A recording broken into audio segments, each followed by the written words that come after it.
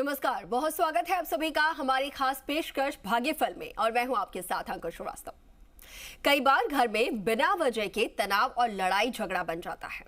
आपसी रिश्तों में कड़वाहट और उदासीनता आ जाती है।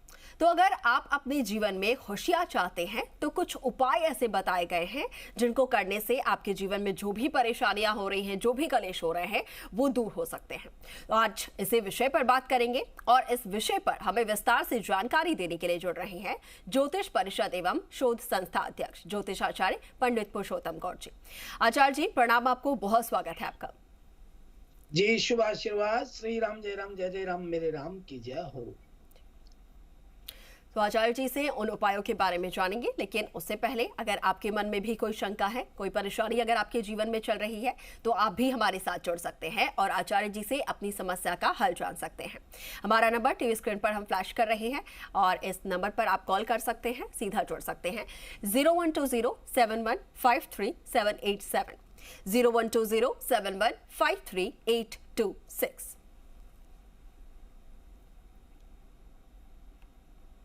और चलिए अब बिना देरी किए आचार्य जी का रुख करेंगे, उनसे जानने की कोशिश करेंगे। आचार्य जी, कई बार देखा जाता है कि घर में बिना किसी बात के ही, बिना किसी वजह के ही लड़ाई झगड़े हो रहे होते हैं।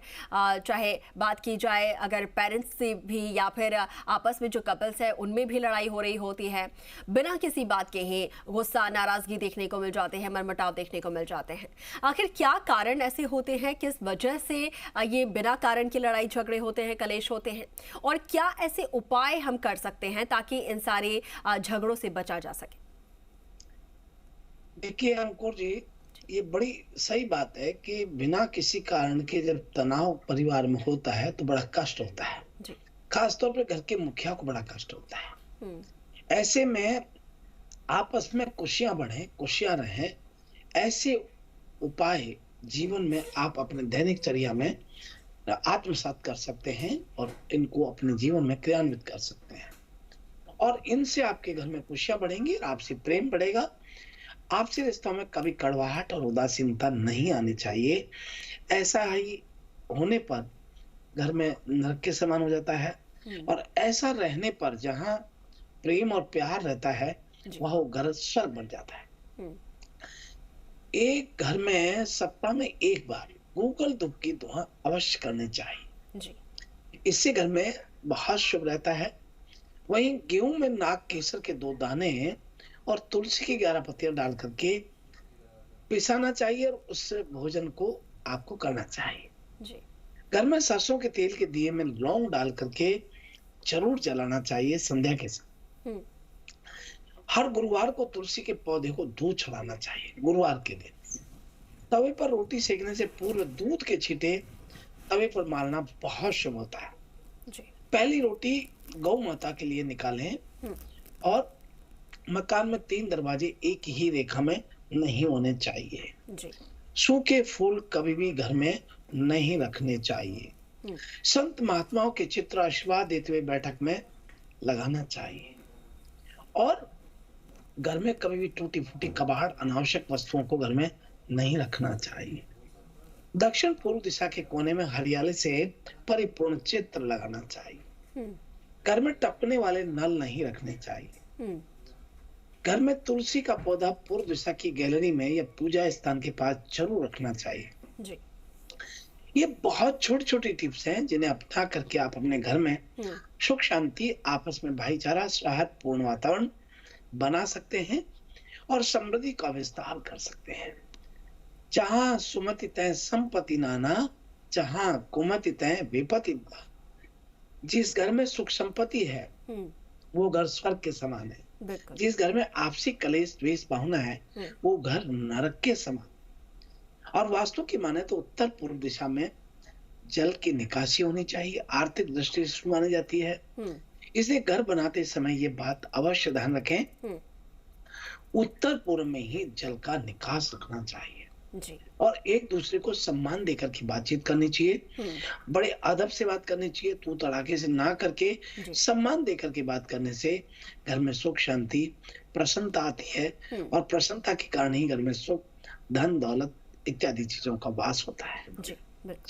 आचार्य जी, जैसे कि बात हो रही है घर में सुख शांति की, तो ऐसे सकारात्मक जो ऊर्जाएं हैं वो जितनी ज़्यादा हमारे घर के आसपास रहती हैं, घर में रहती हैं, उतना ज़्यादा शांति बनी रहती है, समृद्धि बनी रहती है। ऐसे में आपसे जानना चाहूँगी, घर के दरवाजे पे या फिर घर के बाहर कौन से ऐसे पेड़ पौधे हैं जो लगा सकते हैं, और कौन से ऐसे वस्तुएं हैं जो लगा सकते हैं जिसकी वजह से नेगेटिव एनर्जीज जो है वो दूर रहे और पॉजिटिव एनर्जी का ही प्रवाह बना रहे? देखिए, ये आपने सही कहा। इसके लिए सबसे उत्तम पौधा है तुलसी का पौधा। तुलसी का पौधा जिस घर में दरवाजे पर होता है या पूरब में रखा होता है या पूजा घर के आसपास रख देते हैं, तो फिर वो घर में स्वर्ग जैसा वातावरण बन जाता है। पॉजिटिविटी वहां उत्पन्न होती है और नकारात्मकता दूर होने लगती है।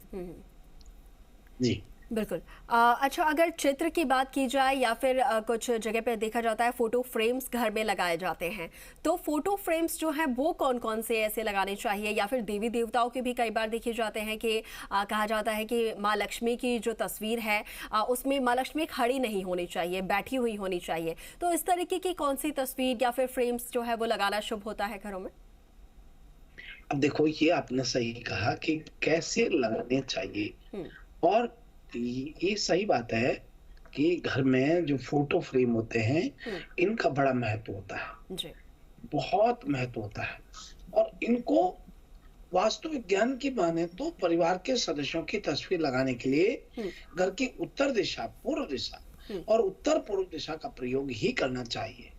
यदि मृत परिवार के सदस्यों की फोटो लगाना चाहते हैं तो दक्षिण की दीवार पर लगाना चाहिए। तीनों दिशाएं परिवार के सदस्यों के लिए सही मानी गई है, लेकिन फिर बताऊंगा कि उत्तर पूर्व की दिशा ज्यादा उत्तम मानी गई है।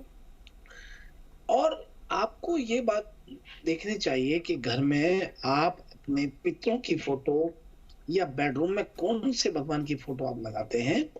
बेडरूम में यदि आपको फोटो लगानी है तो भगवान कृष्ण की लगाए, राधा की लगाए। राधा कृष्ण गले मिलते हुए लगाए, ताकि पति पत्नी में दाम्पत्य बहुत मधुरता से चले और बहुत प्रगाढ़ बने। और आपको एक बात और यहाँ मैं शेयर करना चाहूंगा कि भगवान की मंदिर में कितनी मूर्ति होनी चाहिए, ये विशेष ध्यान रखना चाहिए। जी। पूजा घर में विघ्नहर्ता की मूर्तियों की संख्या विषम न होनी चाहिए। विघ्नहर्ता कहते हैं गणपति को। एक या 3 मूर्ति न रखें, इसकी जगह भगवान गणेश की कम से कम 2 मूर्ति रखनी चाहिए। एक भी नहीं होनी चाहिए, 2 होनी चाहिए। शिवलिंग ऐसी मानता है कि शिवलिंग को दर्शन मात्र से व्यक्ति की मनोकामना पूर्ण होती है जी। वो भी विशेष रूप से आप एक अंगूठे से बड़ा नहीं रखना चाहिए। तो ये बहुत छोटी छोटी बातें हैं, लेकिन ये बहुत महत्वपूर्ण बात है। और विशेष रूप से जो प्यार प्रेम की बात करते हैं, ज्यादातर घरों में, अधिकांश घरों में मैं देखता हूँ कि मूर्तियों को सजा करके रखा जाता है, इससे आकर्षण का केंद्र बनता है जी। लेकिन घर को देखें तो तारीफ तब होती है जब आपने उसको सुसज्जित वास्तु से बना रखा है जी। यदि आपने उसको अस्त व्यस्त कर रखा है तो फिर वो नहीं बैठता है। आप भगवान की, कृष्ण और राधा की तस्वीर बेडरूम में लगाएं। पति पत्नी के बीच हमेशा प्यार बनता है। बांसुरी बजाते हुए राधा कृष्ण की तस्वीर दोनों जब सुबह उठ करके देखेंगे तो आपके बीच तालमेल बनेगा, घर में सकारात्मक ऊर्जा आएगी। पति पत्नी के बीच मधुर संबंध बनाने के लिए मोर के नाचते हुए या बेडरूम में मोर मोरनी की तस्वीर जरूर लगानी चाहिए। इससे न सिर्फ पति पत्नी के संबंध लंबे समय तक मधुर रहते हैं, बल्कि दोनों के बीच में रोमांस भी बढ़ता है। साथ ही इससे समृद्धि और खुशहाली का प्रतीक इसको माना जाता है। मोर को प्रेम का प्रतीक माना जाता है। मोर को कृष्ण रूप में भी माना जाता है, क्योंकि देवी राधा को प्रसन्न करने के लिए श्री कृष्ण ने स्वयं मोर के रूप में प्रकट हुए थे, जिसका प्रमाण मोर मुकुट मंदिर भी बना हुआ है। आपने देखा मोर मुकुट मंदिर भी अपने यहाँ। कामदेव और रति को हिंदू शास्त्र में प्रेम और काम का देवता माना जाता है जी। इसलिए अगर बेडरूम में आप कामदेव और रति की तस्वीर लगाते हैं, इससे पति पत्नी के बीच में प्रेम भी बनता है और साथ में एक दूसरे के इच्छाओं का आदर भी होता है और सम्मान भी होता है। ये छोटी छोटी बातें हैं जिन्हें व्यक्ति को करना चाहिए। बिल्कुल बिल्कुल आचार्य जी, छोटे छोटे उपाय हैं लेकिन हमारे जीवन के लिए, हमारे जीवन में शांति, परिवार में शांति और समृद्धि के लिए बहुत ज़रूरी है। आचार्य जी, हमारे साथ दर्शक भी जुड़ रहे हैं, उनका भी रुख कर लेते हैं। कुछ कॉलर्स हमारे साथ हैं, बहुत स्वागत है, आप अपना सवाल कर सकते हैं आचार्य जी से। हेलो जी, राजेंद्र बीकानेर से बोल रहा हूँ। जी नमस्कार। जय श्री राम, जय राम, जय जय राम। आयुष्मान राजेंद्र जी, कैसे हैं आप? हाँ, मुझे डेट ऑफ बर्थ है 17 सितंबर 65। हेलो जी जी जी जी जी। समय सुबह 4 बजे, बीकानेर राजस्थान। 17 सितंबर 65 4 AM बीकानेर राजस्थान। जी जी। क्या जी, जानना जी। चाह रहे हैं आप? मुझे एक मेरा मकान है जो मैंने 2009 में बनाया था। पहले तो हालात अच्छे थे, तब सोचा कि वहाँ शिफ्ट होंगे, लेकिन शिफ्ट होने का हालात बने नहीं बाद में।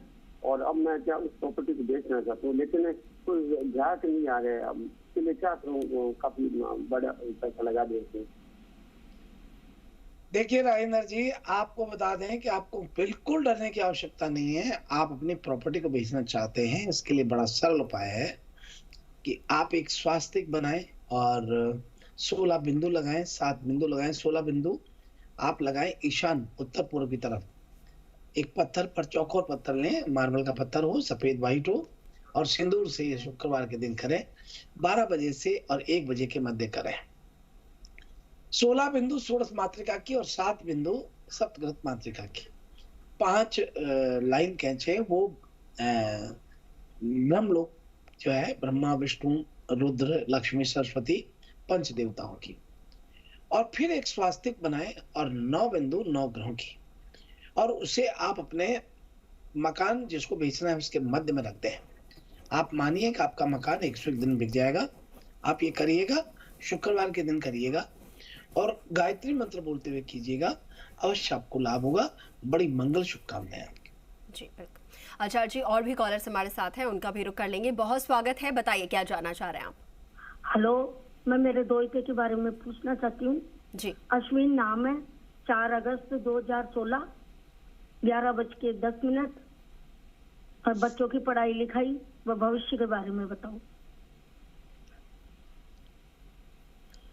देखिए, कितनी अच्छी बात है कि दोहिता के लिए आपने पूछा है, हमें बहुत खुशी हो रही है। आपको बता दें कि सिंह लग्न में आपके दोहिता ने जन्म लिया है। शुक्र की महादशा है, शुक्र का अंतर है और राहु का प्रतिनिधित्व है, और 4 अगस्त 2016 में जन्म लिया है।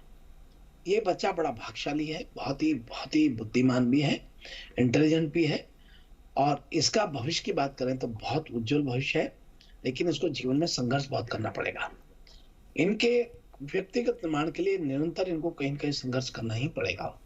अनावश्यक अनर्गल संघर्षों का सामना करना पड़ता है, और इसके लिए आपको बता दें कि आपको बिल्कुल डरने की आवश्यकता नहीं है। कृपा करके दोहिते से प्रतिदिन सूर्य भगवान को जल चढ़ाने के लिए कहना शुरू करें। सूर्य भगवान को जल अर्पण करें और संध्या के समय 7 पाठ हनुमान चालीसा का नियमित रूप से करना सीखें। अवश्य इनको लाभ होगा, इनका उज्जवल भविष्य रहेगा, और इन्हें विशेष जो संघर्ष का सामना करना पड़ रहा है उससे भी काफी राहत मिलेगी। बड़ी मंगल शुभकामनाएं आपके लिए। जी बिल्कुल आचार्य जी, लगातार कॉलर्स हमारे साथ जुड़ रहे हैं। एक और कॉलर हमारे साथ जुड़े हैं, बहुत स्वागत है आपका, आप सवाल कर सकते हैं। मैं सुरेंद्र बोल रहा हूँ सुजानगढ़ से। जी नमस्कार सुरेंद्र जी। आपको भी बहुत नमस्कार, धन्यवाद। आचार्य जी, आपके चरणों में मेरा सत नमस्कार है। जय श्री राम, जय राम, जय जय राम। आयुष्मान मेरे राम की जय हो। 8 जुलाई 1954 सुबह 6 बजे तक समय है और जन्म स्थान है रतनगढ़। आदेश करें। ये आचार्य जी, मैं मंदिर जाता हूँ शिवलिंग के पास, तो मैं उसके मंगलवार और बुधवार और बृहस्पतिवार यानी गुरुवार और रविवार, इन 4 बार को मैं आपके बताए अनुसार 5 चावल चढ़ाता हूँ और उसके ऊपर गुड़ का जूस चढ़ाता हूँ। गुड़ का जूस 4 दिन, चारों दिन, दूसरी चीज नहीं चढ़ा। तो ये गंगा जल और वो तो पानी चढ़ाते ही हैं, तो ये आप बताएं दूध में घर पे चढ़ाता हूँ, तो इसके बारे में बताएं कैसा है। देखिए, शिवलिंग पर रोजाना चावल के 5 दाने चढ़ाने से भगवान शिव बहुत प्रसन्न होते हैं, अपने भक्तों को धन धान से परिपूर्ण करते हैं। ऐसी मान्यताएं हैं कि जो व्यक्ति शिवलिंग पर नियम से अक्षत भगवान को चढ़ाने का यदि वो नियम बना लेता है तो आप मानिए कि उसके घर में धन की वर्षा होती है और भगवान शिव की कृपा होती है। भगवान शिव सृष्टि के संचालन के साथ संहारक भी हैं। और देखिए सुरेंद्र जी, भगवान शिव को भोले बाबा भी कहा है क्योंकि वो अपने भक्तों की सभी मनोकामना पूर्ण मात्र जल चढ़ाने से कर देते हैं, पापों से मुक्ति दिला देते हैं। एस्ट्रोलॉजी के अनुसार ऐसा माना जाता है कि शिव पूजन में यदि आप विशेष उपाय आजमाते हैं तो शिव की कृपा आपके ऊपर सदैव बनी रहती है। और उसमें यह है कि कच्चा चावल, हमारे धर्म शास्त्र में चावल अक्षत बहुत बड़ा महत्व रखते हैं। भगवान शिव के समक्ष रोजाना 5 दाने धन की वृद्धि करते हैं, घर में सुख समृद्धि करते हैं। और कच्चा दूध चढ़ाना वो आपके घर में स्वास्थ्य को स्वस्थ बनाए रखने में सहायक होता है। और माथे पर हल्दी का तिलक लगा करके यदि आप पूजा करते हैं तो माँ लक्ष्मी की कृपा आप पर बनी रहती है। और तिलक हल्दी का लगाएं, यानी कच्चे हल्दी को पीस करके फिर उसके बाद लगाएं। ऐसा करने से आपको बहुत बहुत लाभ होगा। और 7 सोमवार को नियमित करते हैं तो और भी अच्छा होगा। लेकिन ये ध्यान रखें कि खंडित चावल नहीं होना चाहिए। खंडित चावल को कभी भगवान को नहीं लगाना चाहिए। साबुत चावल होना चाहिए, साबुत। बिल्कुल। और वही अपार धन की प्राप्ति होती है। इसको नियम से करने पर हर सोमवार को शिवलिंग की विधिवत पूजा करें। 1 मुट्ठी चावल लें, पूजा करके 1 मुट्ठी चावल शिवलिंग पर चढ़ाएं। बचे चावल को मंदिर में दान कर दें। किसी जरूरतमंद को दान के स्वरूप में दें, मंदिर में ही दें। 7 सोमवार करने पर भगवान शिव की विशेष अकस्मात धन की कृपा होती है और व्यक्ति को बड़ा आनंद होता है।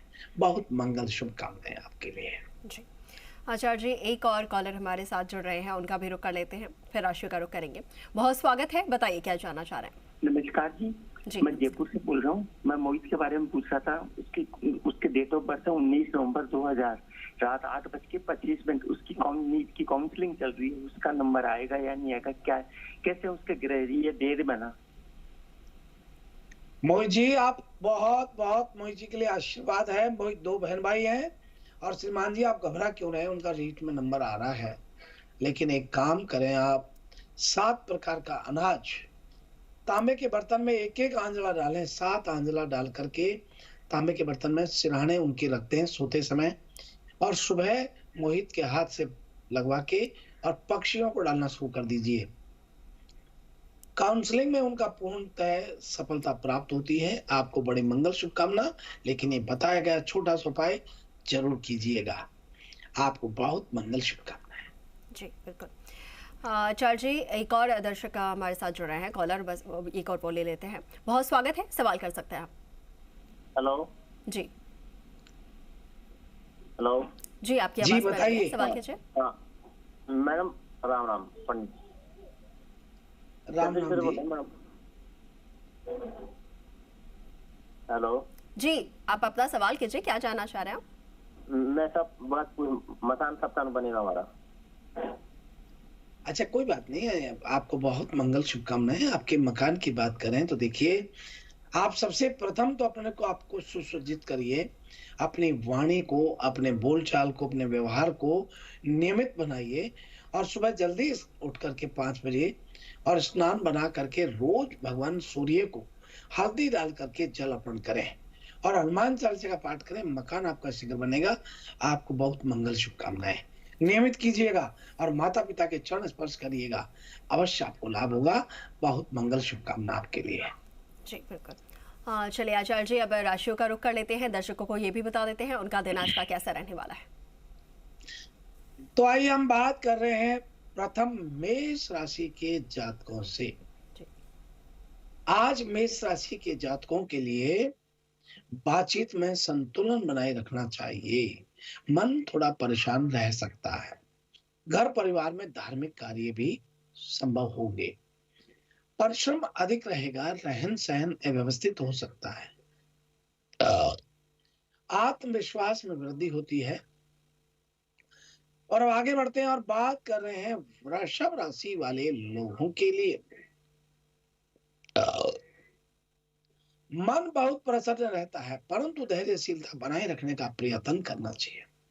परिवार का साथ मिलेगा, कार्यक्षेत्र में कठिनाइयां आ सकती हैं, परिश्रम भी आज अधिक बना रहेगा।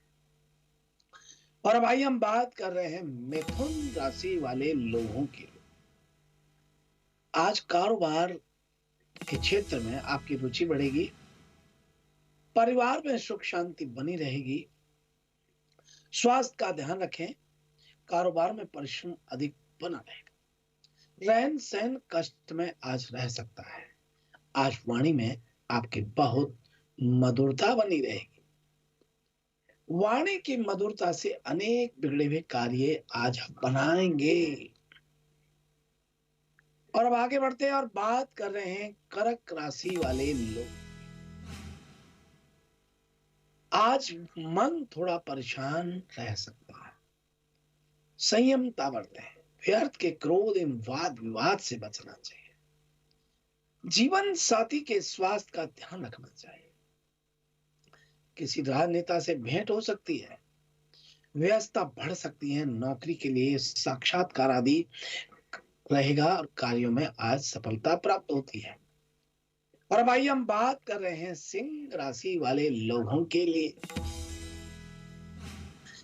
बातचीत में संतुलन बनाए रखें, संपत्ति में वृद्धि हो सकती है, पिता से धन की प्राप्ति आज आपको होती है। संतान के स्वास्थ्य का ध्यान रखें, मन प्रसन्न रहने वाला है, भवन सुख की प्राप्ति होगी, किसी धार्मिक स्थान की यात्रा करने का आज मन बनेगा। आत्मविश्वास में थोड़ी कमी महसूस होती है। और अब बात कर रहे हैं कन्या राशि वाले लोग। आज आशा निराशा के भाव मन में हो सकते हैं, परिवार का साथ पूर्ण मिलेगा, नौकरी में अवसरों का सहयोग मिलेगा, तरक्की के अवसर जरूर मिल सकते हैं, आय में वृद्धि होगी और आपको बहुत खुशियां आज प्राप्त हो सकती हैं। और अब आइए हम बात कर रहे हैं तुला राशि वाले लोगों के लिए। आज मन प्रसन्न रहने वाला है, आत्मविश्वास में कमी रहेगी, परिवार के साथ किसी धार्मिक स्थान की यात्रा का कार्यक्रम आज बन सकता है। भाग दौड़ अधिक रहेगी, आत्मसंयमता बरतें, क्रोध के अतिरिक्त से बचना चाहिए। आज भाइयों के साथ बैठ करके अपने विचार विमर्श करना चाहिए, परिवार को साथ लेकर के आगे बढ़ने का प्रयत्न करें, ठीक रहेगा। और अब बात कर रहे हैं वृश्चिक राशि वाले लोगों के लिए। अपनी भावनाओं को वश में रखिए, नौकरी के कार्य क्षेत्र में परिवर्तन के योग बन रहे हैं, परिश्रम आज अधिक रह सकता है, किसी मित्र के सहयोग से रोजगार के अवसर आज आपको प्राप्त होंगे, मन में उतार चढ़ाव के भाव बने रहेंगे, कारोबार की स्थिति में सुधार होगा, शासन सत्ता का सहयोग आज आपको प्राप्त होता है। और अब आइए हम बात कर रहे हैं धनु राशि वाले लोगों के लिए। आज धैर्यशीलता बनाए रखने का प्रयत्न करें, नौकरी के लिए परीक्षा एवं साक्षात्कार आदि के कार्यों में आज सुखद परिणाम प्राप्त हो रहे हैं। सेहत का ध्यान रखें, मन प्रसन्न रहने वाला है, माता का सानिध्य मिलेगा, जीवन साथी का स्वास्थ्य का ध्यान रखें, तरक्की के योग आज आपको बन रहे हैं। और अब आइए हम बात कर रहे हैं मकर। धैर्यशीलता बनाए रखने का प्रयत्न करें, नौकरी में परिवर्तन के अवसर मिल सकते हैं, मित्रों का सहयोग प्राप्त होगा, मानसिक शांति बनी रहेगी, भवन सुख की प्राप्ति होगी, घर परिवार में धार्मिक कार्य होंगे, शैक्षणिक कार्यों में विशेष ध्यान रखें, जीवन साथी के स्वास्थ्य में सुधार होता है, मन अशांत रहने वाला है। और अब आइए हम बात कर रहे हैं कुंभ राशि वाले। मन परेशान होगा, परिवार के स्वास्थ्य का ध्यान रखें, रहन सहन अव्यवस्थित हो सकता है, भवन के रखरखाव साज सज्जा के कार्यों पर आज आपका खर्च बढ़ेगा, संगीत में रुचि बढ़ेगी, नौकरी अधिकार में वृद्धि हो सकती है, मित्रों का सहयोग मिलेगा, अति उत्साही होने से बचें, व्यर्थ के बाद विवाद से भी आज आपको दूर रहना होगा। और अब आइए हम बात कर रहे हैं मीन राशि वाले लोगों के लिए। परिवार की जिम्मेदारियां बढ़ सकती है, भाइयों का साथ मिलेगा, किसी मित्र के सहयोग से रोजगार के अवसर आज आपको प्राप्त हो सकते हैं, आय वृद्धि होगी, मानसिक शांति की प्राप्ति होती है, किसी पैतृक संपत्ति से आज आपको लाभ होता है। और इस प्रकार से यह है आज का हमारा अपना राशिफल। बिल्कुल आचार्य जी, बहुत शुक्रिया आपका हमारे साथ जुड़ने के लिए और दर्शकों का दिन कैसा रहने वाला है वो बताने के लिए भी आपका बहुत शुक्रिया जी। शुभ प्रभात, शुभ आशीर्वाद, श्री राम जय राम जय जय राम हरे राम जय। चलिए, तो इसी के साथ फिलहाल के लिए भाग्यफल में इतना ही, लेकिन आप बने रहे जी राजस्थान के साथ। नमस्कार।